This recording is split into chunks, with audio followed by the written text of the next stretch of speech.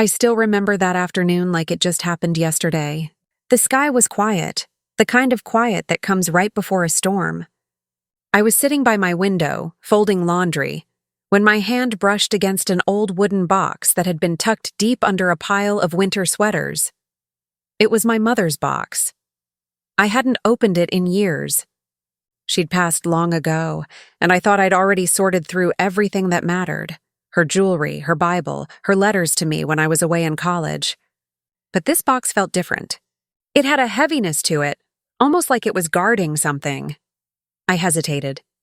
Something in my spirit told me not to open it. But curiosity, and maybe loneliness, got the best of me. When I lifted that lid, the scent of cedar and thyme rushed out. Inside were small things: a brooch, a folded handkerchief, an old Polaroid of my parents smiling on the front porch. But tucked between those memories was one envelope. It was yellowed with age, sealed but not completely. The handwriting stopped me cold. It was my father's. My father, who had died when I was just 15.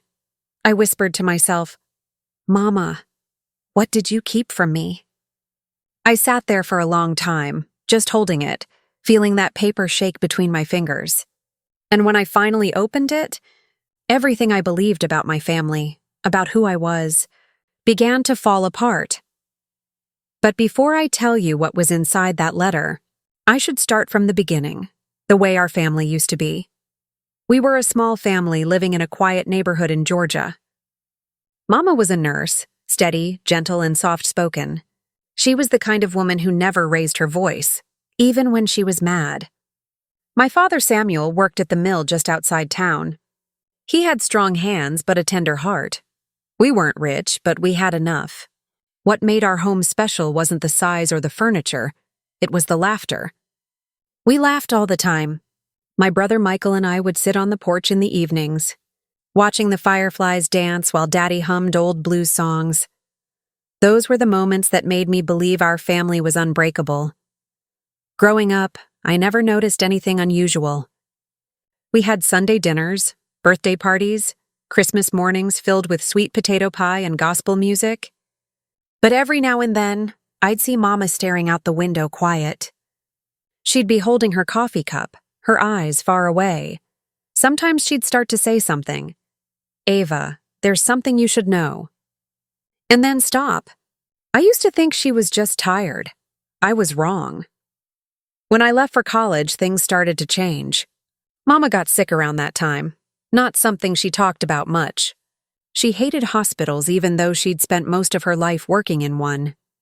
I'd come home during breaks and see how thin she'd gotten, how her hands trembled just a bit more every time I held them. One night, she asked me to sit by her bed.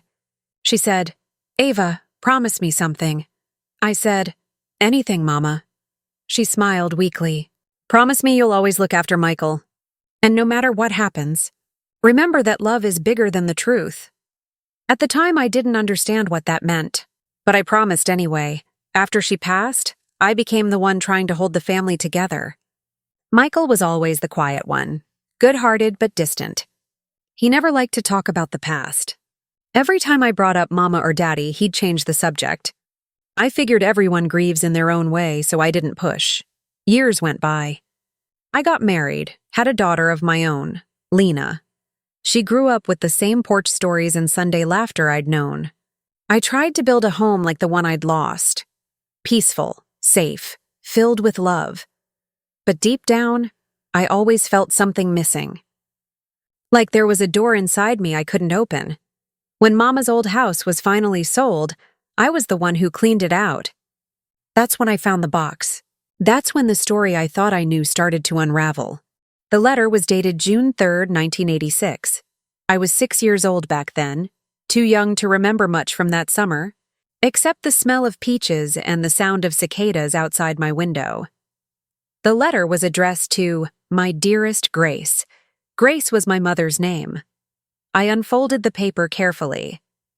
The first line read, "Grace, I need to tell you the truth before it's too late. I can't keep pretending anymore." My heart began to race. The words were faded, but I could still make them out. Line after line of a confession I wasn't ready to read. My father wrote about someone named Eleanor, about a secret that had been kept for years. And then I saw my own name. Ava deserves to know one day. She deserves to know who she really is. My breath caught in my throat. I remember whispering out loud, "What do you mean, who I really am?" I didn't finish reading right away. I couldn't. The room felt heavy, like the walls were pressing in. I looked around at all the photos on the mantel. Mama holding me as a baby, Daddy grinning with his arm around Michael. Was it all a lie? I closed the letter and set it on the table. My hands were trembling so bad I had to hold them together just to keep from dropping it. Outside, thunder rolled across the sky. Rain started to fall, slow and steady. It was like the world itself was crying with me. That night I couldn't sleep. I kept hearing Mama's voice in my head. Love is bigger than the truth. Was this what she meant? Had she known all along? I needed answers, but the only person who might know was Michael, and Michael hadn't spoken to me in nearly 2 years. The next morning, I made a decision. I packed the letter into my purse, grabbed my keys, and drove 2 hours out to the small town where Michael lived. It had been too long. We'd stopped talking after an argument. One of those petty family things that doesn't matter anymore once you realize how short life is. As I drove, I thought about how much time we'd wasted, and how much I needed him now. When I pulled up to his house, he was out front fixing the old fence. He looked up, surprised. "Ava? You drove all the way out here?" I smiled a little. "Yeah, I needed to see you." He nodded, wiping his hands on a rag. "You okay?" I hesitated. Then I reached into my bag and pulled out the envelope. "Michael, I found this in Mama's things." His whole body went still. He didn't even look at it, just stared past me, like the air had been sucked out of the yard. "Where'd you find that?" he asked quietly. "In the cedar box." "You knew about it?" He sighed, sat down on the porch steps, and rubbed his forehead. "I was hoping you wouldn't." That's when I realized he knew something. Maybe everything, and that's where the real story begins. For a moment, neither of us said anything. Michael just kept staring at the ground, his jaw tight, his hands gripping the edge of the porch step. I waited, hoping he'd say something first, but he didn't. Finally, I broke the silence. "Michael, please. What is this? Why did Mama keep it from me?" He let out a long breath and said quietly, "Ava, some things were meant to stay buried." I shook my head. "Don't say that. You can't drop something like this on me and tell me to forget it. I need to know what Daddy meant." He looked up then, his eyes tired, older than I remembered. "You really want to know?" "Yes, every bit of it." He nodded slowly, rubbing the back of his neck. "Then sit down, because once you hear it, you can't unhear it." I sat beside him, clutching the letter in my lap like it was part of me. He was quiet for a while before he began to speak. "Back when Daddy was still alive," he said, "you probably don't remember, but there was a woman who used to come by the house sometimes. She'd bring Mama pies, sometimes flowers. Her name was Eleanor. You remember her?" I thought hard. The name sounded faintly familiar, like a shadow of a memory. "I think so." "A tall woman with a gentle smile?" He nodded. "That's her. She and Daddy worked together for a while." "She was around a lot." I frowned. "So?" "That doesn't explain anything." Michael hesitated. "Ava, Eleanor wasn't just Daddy's co-worker. She was something more." My heart dropped. "You mean—" He nodded again. "Yeah, Daddy and Eleanor had a relationship. It started before you were born." I felt my stomach twist. I didn't want to believe it. My father, the man who used to read Bible verses at dinner and kiss Mama's forehead every morning, had been unfaithful?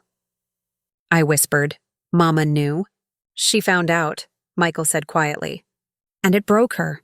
But she loved Daddy too much to leave. You know how she was. She forgave everything. Or at least she tried to." I looked down at the letter again, reading that line over and over in my head. Ava deserves to know who she really is. The words felt heavier now. "What does that mean?" I asked. "Who I really am?" What was he trying to say? Michael didn't answer right away. He stood, walked to the porch railing, and looked out toward the trees. When he finally turned back, there was something in his eyes I'd never seen before. Guilt. Ava. I don't think Daddy was your real father. For a second, I couldn't breathe. The world around me seemed to fall completely silent. I stared at him, waiting for him to take it back, to laugh and say it was just some misunderstanding. But he didn't. What did you just say? I whispered. He swallowed hard. You're not his by blood, Ava. Mama told me right after Daddy passed. She said she wanted to tell you herself when the time was right. But she never got the chance. My hands went cold. So who is? Michael shook his head. She never told me. She just said it was someone from before she met Daddy. Someone who left before you were born. Daddy knew, though. He found out years later. That's why he wrote that letter. I could feel my whole body trembling. All these years you knew? And you didn't tell me? He closed his eyes.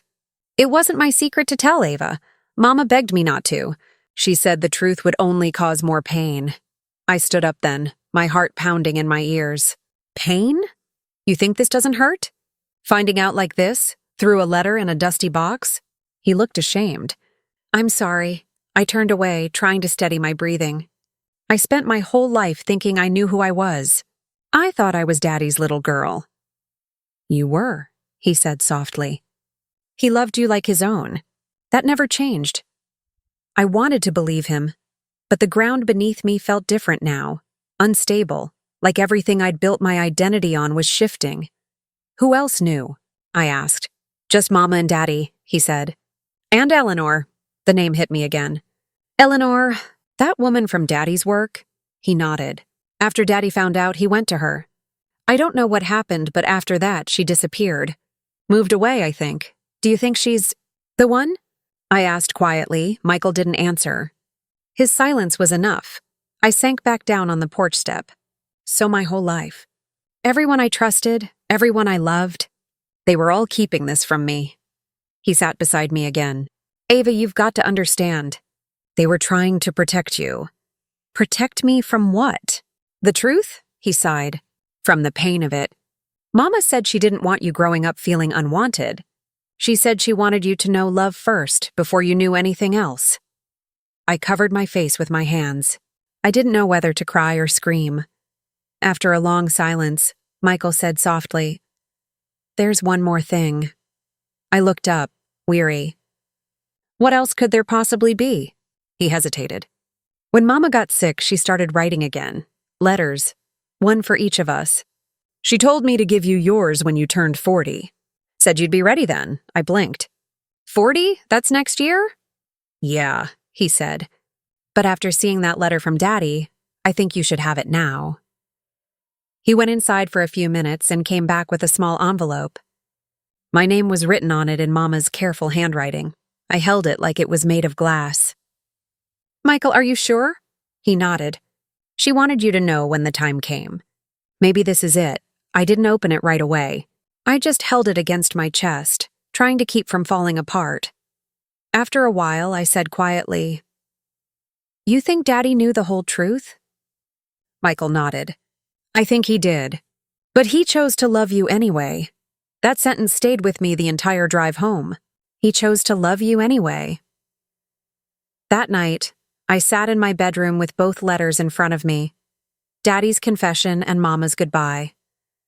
I looked at them for hours, afraid of what the next piece of truth might do to me. I thought about my own daughter, Lena. What would she think if she found out something like this about me one day? Would she feel betrayed, or would she understand that sometimes love and truth can't always live in the same room? Eventually, I opened Mama's letter. My sweet Ava, if you're reading this, it means you found your father's letter too. I wanted to tell you myself, but I couldn't find the right time. I was afraid you'd see me differently if you knew. The truth is, before I met Samuel, I loved someone else. His name was David. He was kind, but he was lost.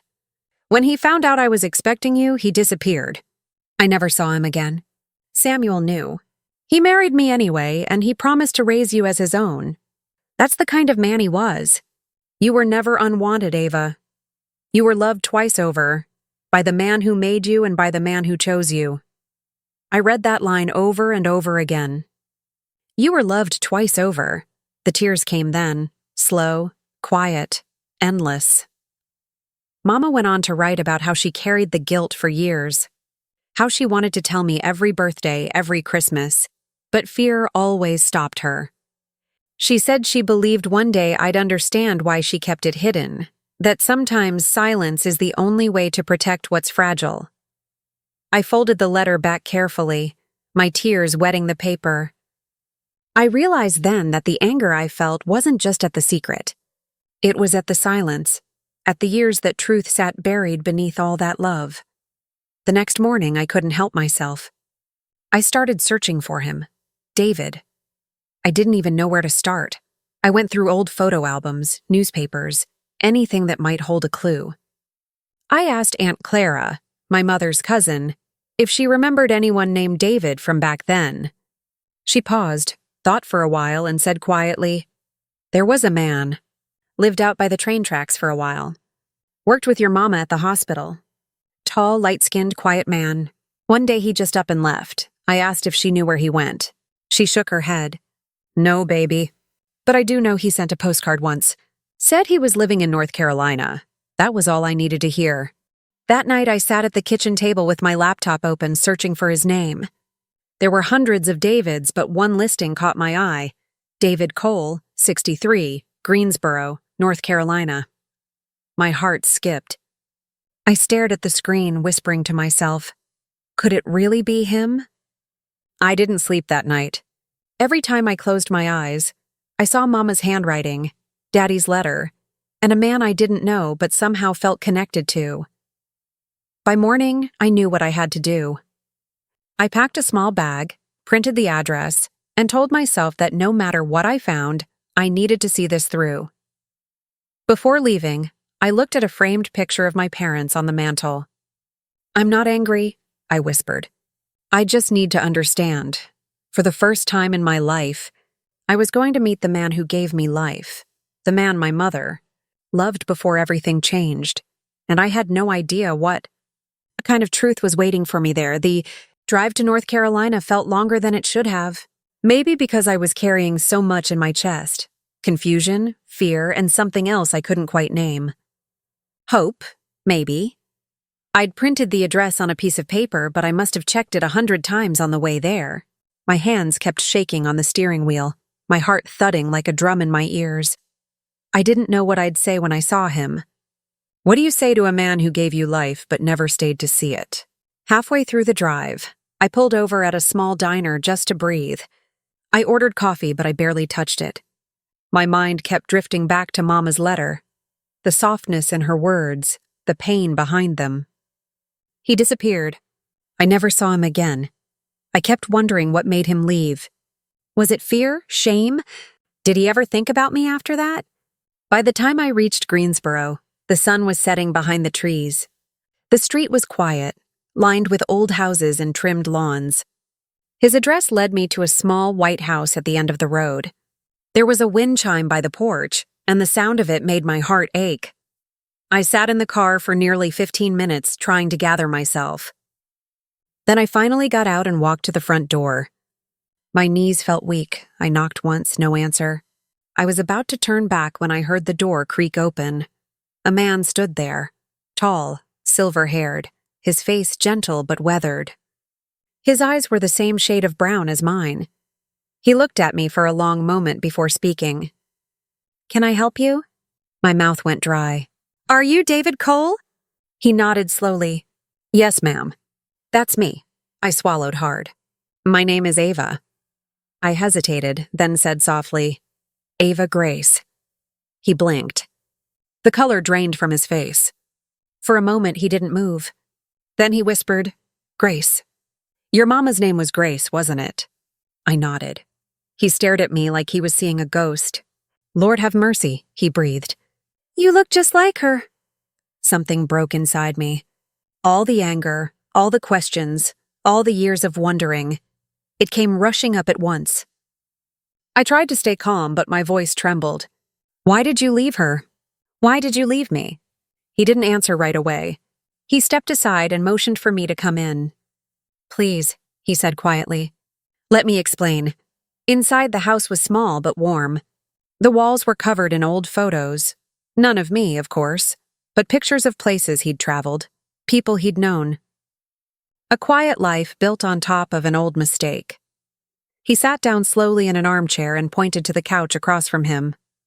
"I don't even know where to begin," he said. "Start with the truth," I said. He nodded. "The truth, then." He looked down at his hands for a long time before speaking. "Your mother and I met when we were young. We worked at the same hospital. She was just starting out and I was doing maintenance there. I'd never met anyone like her. She was kind, soft-spoken, but she had this strength about her. I fell for her fast. We were together for almost a year. But back then, I wasn't the man I should have been. I was scared of commitment, scared of the world. I thought I needed to find myself, whatever that means. So when she told me she was expecting, I panicked. I told myself I wasn't ready to be a father. And I left." He paused, shaking his head. "I didn't even say goodbye properly. I just walked away. I could feel my throat tighten." "You knew she was having a baby and you just left?" He nodded. "I thought I'd ruined her life. I told myself she'd be better off without me. But that was a lie I told myself to live with the guilt." I stared at him, feeling a mixture of pity and anger. "She was heartbroken. She told me you disappeared." He nodded again, his voice barely above a whisper. "I did, but not forever. I came back 2 years later, tried to find her. By then, she was married to a man named Samuel. I saw them once, the three of you at a church picnic. You were just a little girl holding his hand. And she looked happy." He smiled sadly. "So I walked away again. I didn't want to destroy what she'd built. She deserved peace." I sat there in silence, my heart twisting in too many directions at once. He said quietly, "I thought I was doing the right thing. But there hasn't been a single day I haven't thought about you. Every birthday that passed, every Christmas, every time I saw a little girl with her mother. I wondered what kind of woman you'd become. I tried to hold back my tears, but I couldn't. You could have written. You could have called. I know," he said, his voice breaking, "and I regret it every single day." For a while, we just sat there, two strangers connected by a silence that had lasted a lifetime. Finally, I asked, "Did Mama ever know you came back?" He shook his head. "No, I never told her. I thought it would only make things harder. I figured she'd already forgiven me, even if I didn't deserve it." I took a deep breath, trying to steady my voice. "She did forgive you. She even told me to remember that love is bigger than the truth." He looked up then, his eyes glistening. "That sounds like her." I reached into my purse and pulled out the 2 letters, Mama's and Daddy's. These are all I have left of them. They both wrote to me about you in their own way. Daddy said I deserved to know who I really am. Mama said I was loved twice over. He closed his eyes for a moment, tears running down his cheeks. "She was right," he whispered. "You were." We sat there for what felt like hours. Sometimes we talked. Sometimes we didn't. He told me about his life, how he'd remarried once but never had more children, how he'd moved from job to job, always chasing something he could never find. He said, "Every time I saw a little girl, I wondered if she might be you." I asked softly, "Why didn't you ever try again after she passed?" He shook his head. "By the time I found out she was gone, I thought it was too late. And maybe I was too much of a coward to face the truth. I told myself it would hurt you more than help you." There was a long silence. Then he looked at me and said, "But now you're here. I don't know what to say except, thank you." "Thank you?" I asked. He nodded. "For finding me, for giving me a chance to say I'm sorry." Something inside me softened then. Not forgiveness, not yet, but understanding. He was an old man now, alone, carrying the weight of choices he couldn't undo. I said quietly, "You missed a lot." "I know," he said. "Tell me about it anyway." So I did. I told him about my childhood, about Mama's cooking, about the nights Daddy used to sing me to sleep. I told him about college, about Michael, about my daughter Lena. He listened to every word like it was gold. And for the first time, I saw what Mama must have seen in him all those years ago, a kind heart that had lost its way. When I finished, he smiled weakly. "You've done good, Ava. You became everything your mother dreamed you'd be." I said, "Because she raised me with love."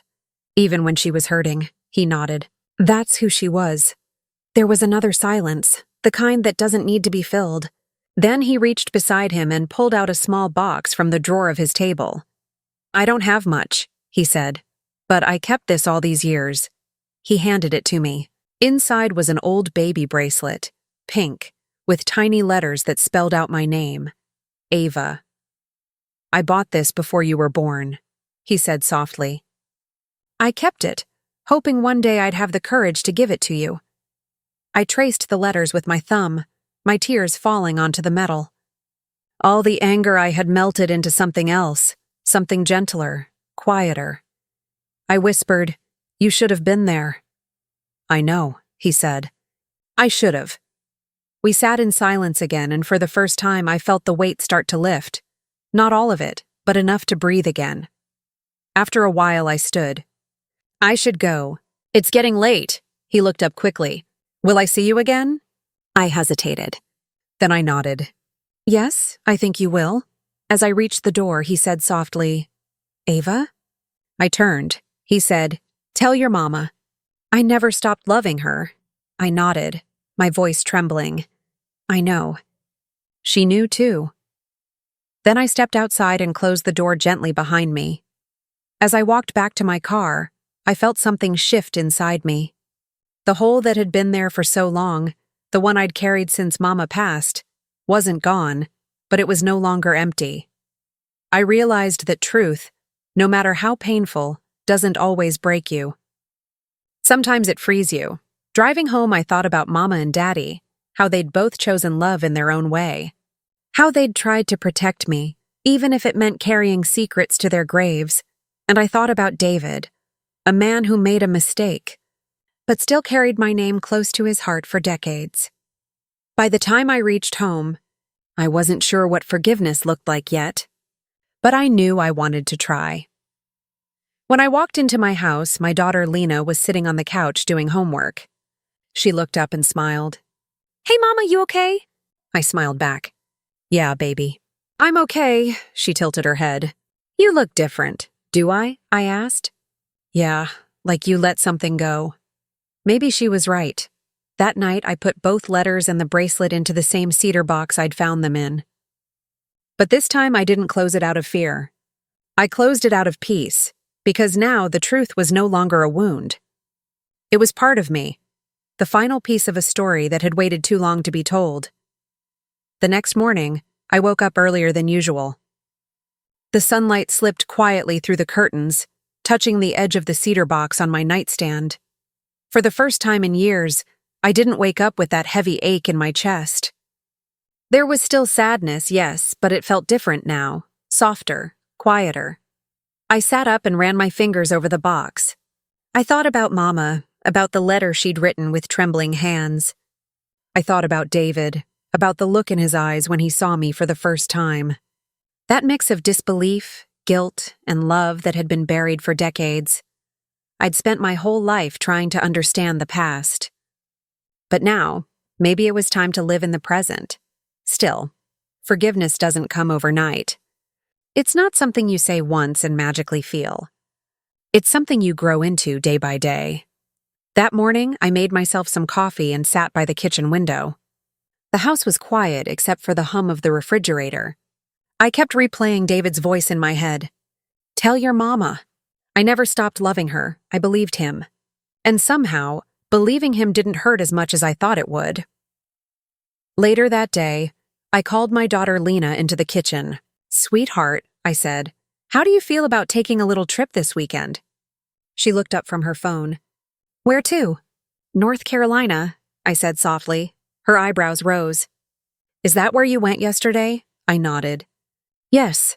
There's someone I want you to meet." She studied me for a moment, curiosity flashing in her eyes. "Is it family?" I hesitated before answering. "Yes, someone I just met but who's been part of my story for a very long time," she smiled. "Then let's go." That weekend, Lena and I drove back to Greensboro. The drive felt lighter this time. I wasn't chasing the truth anymore. I was walking toward healing. When we arrived, David was sitting on the porch reading a book. He looked up, surprised but happy. "You came back," he said, his voice full of relief. "I told you I would," I said. He smiled and stood to greet us. "And this must be your daughter."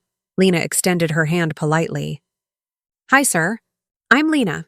He took her hand gently. "Well, aren't you a breath of sunshine?" "You look like your mama," Lena grinned. "That's what everyone says." We sat on the porch for hours that afternoon.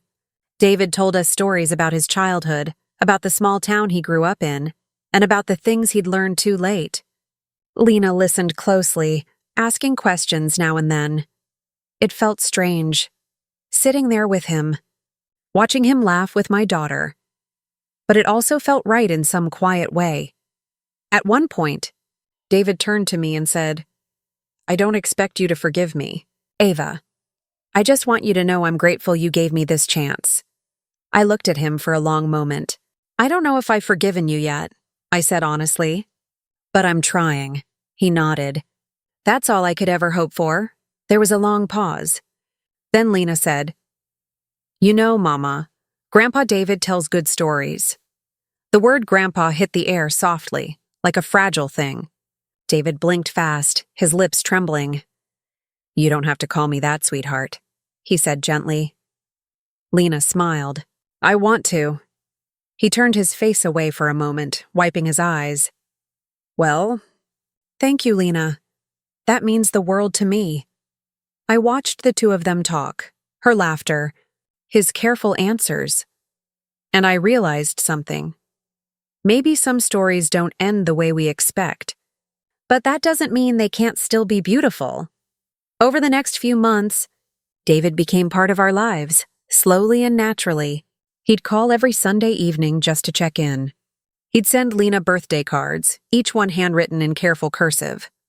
Sometimes he'd even send me old photos, faded pictures from the 1970s, showing Mama smiling beside a younger version of him. At first, those photos made me cry. But then they made me smile, because I saw something I'd never truly understood before. My mother wasn't just my mother. She'd been a young woman once, full of dreams and love and mistakes, just like me. It's strange how understanding our parents as people can soften so many old hurts. One Sunday, a few months later, David called and said, "Ava, I'm thinking about visiting the old hospital next week, the one where your mother and I met. Would you like to come with me?" I thought about it for a moment. "Yes," I said. "I would." We drove there on a quiet afternoon. The building had changed. New paint, new wings added, but the old parts were still there. The same hallways, the same windows. David pointed to one of the long corridors. "That's where I saw her for the first time." She dropped her folder of papers and I helped her pick them up. She smiled and said, "Guess I made quite the entrance." He chuckled softly. I knew right then that I was in trouble. I could almost see it, Mama's shy smile, her gentle laugh. As we stood there, I felt something shift again. The pain that used to feel so sharp had turned into something tender, like a scar you can touch without flinching. David looked at me and said quietly, "I wish I could go back." "I wish I could do it right," I nodded. "We all do sometimes." Then I reached out and took his hand. "It's okay," I said. "You're here now." He squeezed my hand gently. His eyes filled with gratitude. That night, after I got home, I sat in my kitchen with a cup of tea and thought about everything that had happened. The letter, the drive, the truth, the reunion. It felt like my whole life had been leading to this quiet peace. Mama once told me, "Love isn't perfect, but it's what keeps us human." I never understood that fully until now. Forgiveness wasn't about pretending the pain didn't exist. It was about choosing to remember without bitterness, and in that moment, I realized something else. Sometimes healing doesn't come from the people who hurt you. It comes from the way you decide to carry their memory. A few weeks later, David got sick. Nothing sudden, just the kind of tiredness that settles deep into the bones. He called me one evening, his voice weaker than usual. "Ava, I just wanted to say thank you," he said. "You gave me something I never thought I'd have, a family, even if it came late." My throat tightened. "You always had one, David. You just had to come home to it." He laughed softly. "You sound like your mama." "Maybe I do," I said. There was a pause. Then he said, "Take care of that little girl and keep telling her stories. It's how we stay alive, through stories." A week later, David passed peacefully in his sleep. When I got the call, I sat in silence for a long time. There weren't many tears left, just a quiet kind of sadness, the kind that comes from loving and losing all at once. Lena came to sit beside me, resting her head on my shoulder. "I'm sorry, Mama," I nodded. "He was a good man in the end." She whispered, "He was lucky to have you." I smiled faintly. "No, baby. We were lucky to have each other, even if it was for a short while." A few days later, I stood at David's small funeral. There weren't many people there, just a few old friends, neighbors, and us. I placed the baby bracelet on top of his casket. "You kept this for me," I whispered. "Now I'll keep you with me." Lena held my hand tight. After the service, as we walked back to the car, she asked, "Do you think Grandma knows he's with her now?" I looked up at the sky, the clouds breaking just enough to let the sunlight through. "I think she does," I said, "and I think she forgave him a long time ago." In the months that followed, life found its rhythm again. The ache never fully disappeared, but it softened into something I could live with. Sometimes I'd catch myself humming one of Mama's old songs while cooking dinner, or I'd see Lena smile a certain way that reminded me of David, and I'd realize that love doesn't really die. It just changes form. It weaves itself into the moments we live, into the people we raise, into the stories we tell. One evening, I sat down at my desk and opened a new journal. On the first page, I wrote, "Forgiveness is not forgetting the pain. It's remembering it with grace." Then, underneath, I wrote, "Mama, Daddy, David, thank you for loving me, even when you couldn't say it right." I closed the journal and smiled through my tears. A few weeks later, Lena came into the kitchen while I was making tea. She said, "Mama, can you tell me again about how you found that letter?" I looked at her and smiled. "Sure, baby. It's a long story," she grinned.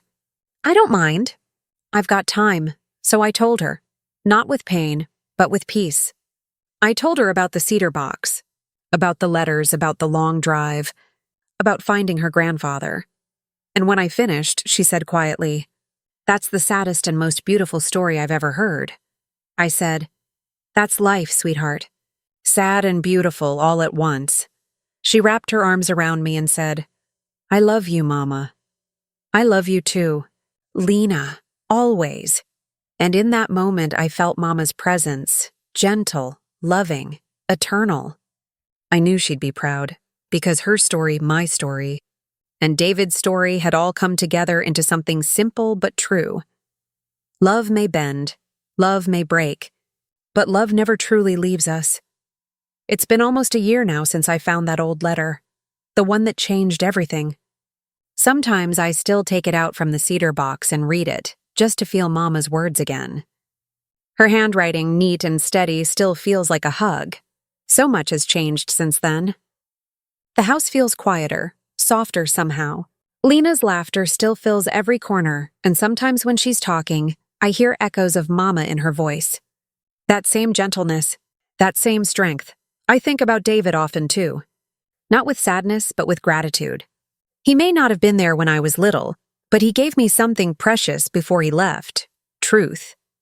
And truth, even when it hurts, is a kind of love.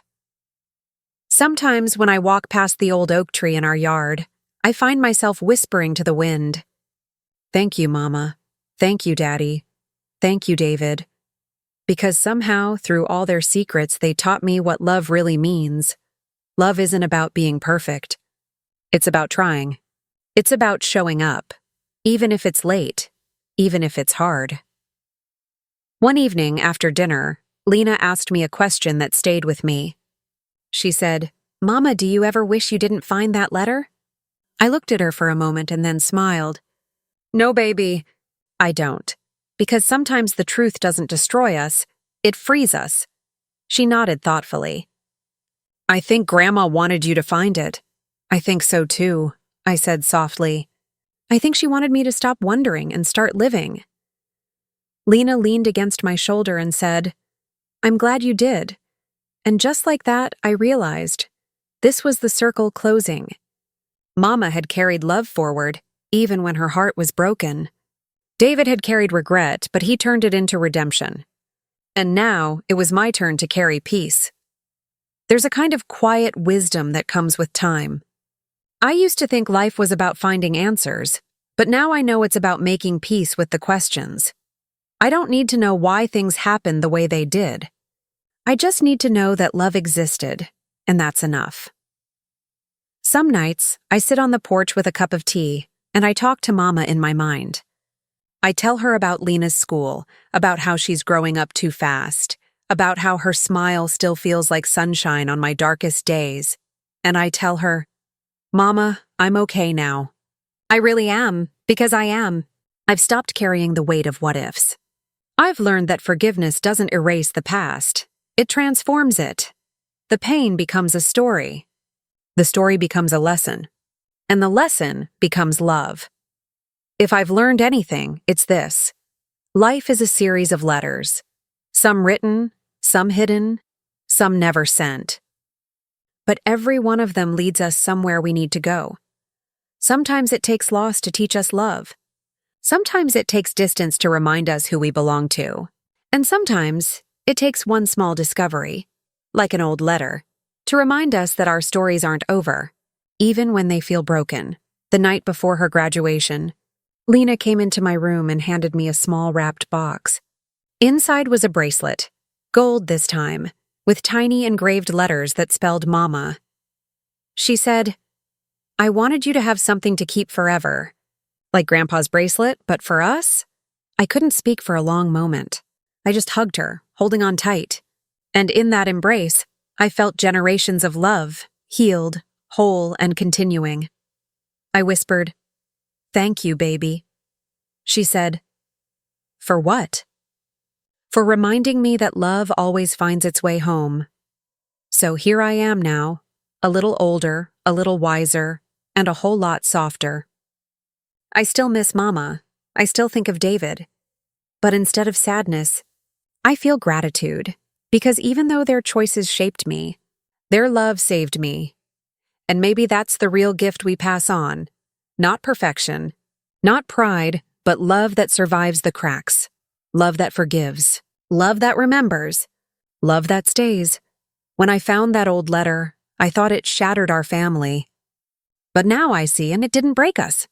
It brought us back together, and that's how I'll always remember it. If this story touched your heart, take a moment to share your thoughts in the comments below. I love hearing from you. Every word means more than you know. And if you'd like to support the channel and help me bring you more stories like this one, you can send a super thanks right there in the comments.